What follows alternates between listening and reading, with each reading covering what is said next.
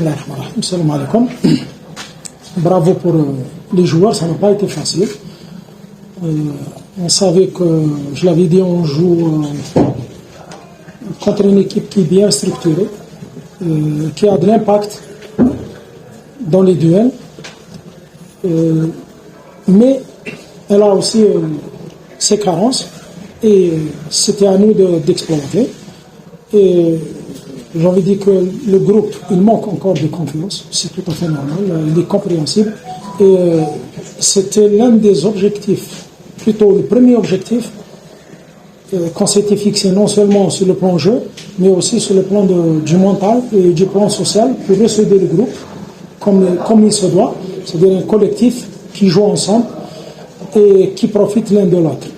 Donc aujourd'hui, on a, c'est-à-dire par moment, il y a toujours la panique, on le comprend, c'est le manque d'expérience, et on avait dit que aussi, l'un des objectifs secondaires aussi, c'était l'acquisition d'une expérience compétitive sur le plan continental et aussi sur le plan national pour afficher nos ambitions aussi et les concrétiser sur le terrain. Et je pense que c'est les occasions qu'on a eues, quand même, quelques occasions qui ont été franches. Il y avait de la précipitation, c'est tout à fait normal, il est compréhensible. La pression a été, je pense, trop forte sur les jeunes, parce que c'était un match de finale de coupe. Il fallait le gagner. Alhamdulillah, on l'a gagné. Et maintenant, ça va être autre chose. لما نشوف في المباراة اللي فاتت حتى هي يعني درنا فرص سانحة يعني للتسجيل اليوم كذلك، وهذا الشيء اللي ما زال عندنا شوية عائق. قلت انه مجموعة من اللاعبين ما عندهاش المستوى البدني، مازال فيه خلل، ما نقدروش نلعبوا على وتيرة واحدة من البداية حتى الأخير. ولهذا كان علينا في الأول باش نقحم اللاعبين اللي عندهم الخبرة، اللي عندهم كذلك شوية الامباكت يعني في الوضعيات واحد ضد واحد. ولكن من بعد هنا شفنا انه صح اللاعبين داروا مجهودات كبيره. لما اللاعب الهجومي يدير مجهودات دفاعيا، كذلك لما تجي الكره تكون عنده صعوبات باش ينتقل من المنطقه نتاعو للمنطقه تاع الخصم ويسجل، شويه صعيبه، ولازم نصبروا على المجموعه. وهذه من الاهداف تاعنا، اعطاء قاعده تاع لعب، وكذلك رفع المستوى تاع التحضير والمستوى تاع المردود في المباراه. كان علينا الاختيار باش نغلقوا ونروحوا لضربات الجزاء، احنا اخترنا طريقه واحده اخرى، درنا الهجوم.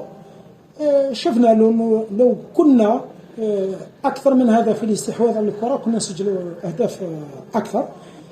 طبعا النقص تاع الخبره تاع اللاعبين هذه نفهموها، النقص كذلك الانسجام، لانه اللاعبين ما عندهمش ياسر اللي راهم يلعبوا مع بعض. اذا شيء نتفهموه، ولكن علينا باش نصلحوا ونزيدوا من المستوى تاع المردود تاع الفريق هذا. ونطلب من حاجه برك، يعني في الاخير سمحتوا لي، باش الناس تخلي الناس تخدم شويه. يعني الكره ماهيش مباراه وخلاص، ولكن كما قلت هذا مسار، سان بروسيسوس يا جماعه. الفريق هذا لما أقصي عنده مستوى احترافي، للأسف أقصي، لكن المستوى نتاع الاحتراف نتاعو راهو مرتفع كثير علينا، حنايا رانا بعاد عليه. إذن علينا باش ماهوش غير اللعب، ولكن الاحتراف في التنظيم نتاعنا، وخاصة في المنشآت تاعنا. يعني كيفاش فريق نحن نجوا باش نلعبوا وسطيف، معليش الحمد لله نلعبوا رانا عند روحنا، ولكن كذلك ما عندناش نلعبوا اسمار، رانا نلعبوا غير خارج الديار، من جهه مليحه لنا، من جهه ماهيش مليحه لنا. نجموا نربحوا مباريات، ما نجوش نربحوا كل المباريات. اذا الناس لازم تتفاهم، تخلي الناس تخدم. الشبان هذو لازم نديروهم في ظروف ملائمه باش تكون المعنويات نتاعهم احسن. اون لي زونكوراج، اون فا با لي بلوكي. المستوى نتاع الاداء تاعهم، كاين لاعبين اللي ما يفوتوش 45 دقيقه، رانا عارفين واش كل واحد وراه لاحق. علينا حنايا باش نستعملوهم في ظروف ايجابيه. وشفنا صح اللي دخلوا زادوا، داروا لنا الزياده، ما خلوش المستوى تاع اللعب يهبط، بالعكس زادوا في الوتيره، والحمد لله. ممكن ذا المره مشات، ممكن في مباريات اخرى بالك ما تمشيش. اذا كره القدم ماهيش دائما فيها الاستقرار، ونتمناو حنا علينا على اللاعبين تاعنا باش يتوعى انه اللاعب الاحتياطي عنده دور كبير في ماهوش غير في النتيجه، عنده الدور في التحضير وعنده الدور كذلك في الانسجام تاع الفريق. اذا المنشات احنا رانا رهناء السلطه، ما نقدروش نطلبوا ولا هذيك، ولكن نتمناو ان نلعبوا في ملاعب يعني وين الجمهور تاعنا يكون حاضر، وين الارضيات ممكن تكون احسن ان شاء الله. حتى ماهوش غير المباريات ولكن المنشآت للتحضير قبل كل شيء. ما نشوفوش اليوم وغدوه هنا ربحنا ومن بعد واش رايحين نزيدوا نشوفوا واش رايحين نقدموا للكره الجزائريه. هذه اللي لازم الناس تفهمها، لازم لنا منشآت اولا تاع التحضير ومن بعد المنافسات تجي من بعد ان شاء الله. C'est plus on n'arrive pas, c'est-à-dire à jouer stablement, c'est-à-dire quand je demande à ce qu'on conserve la balle, dès qu'il y a une ouverture, les joueurs se précipitent. Donc, ils jouent sur le même rythme. Et ça, la majorité n'a pas fait de préparation avec nous. Donc, automatiquement, ils reviennent pour récupérer la balle. Quand ils sont dans les 18 mètres, ils manquent de lucidité. Ça, on le comprend. On a beau travailler à l'entraînement, mais le rythme de la compétition contre des équipes pareilles, attention, c'est l'Afrique du Sud, qu'on le veut ou non. Donc, ça nous perturbe devant les buts et parfois, il y a un manque de concentration et on le comprend et on sait, c'est-à-dire on essaye d'y remédier doucement. On ne peut pas le régler en 2 mois, en 3 mois.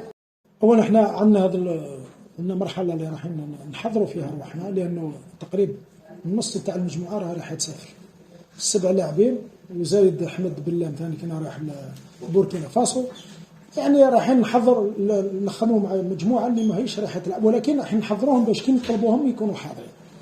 احنا درك لازم نرجعوا للبطولة، نركزوا على البطولة تاعنا. المجموعات مازال ما تبداش، رايحين نحضروا لها بالبطولة، الوسيلة نتاعنا هي البطولة، لأن نلعبوا مع ضد فرق قوية ولا ماهيش قوية. قلنا حنايا الاكتساب تاع الخبرة التنافسية على المستوى القاري باش تكون البطولة نتاعنا لينا حنايا من ناحية تاع اللعب ومن ناحية خاصة النفسية بوان دو في بسيكولوجيك، لازم تكون انستابيليتي ميور كو سا. هذه اللي رايحين نركزوا عليها ان شاء الله.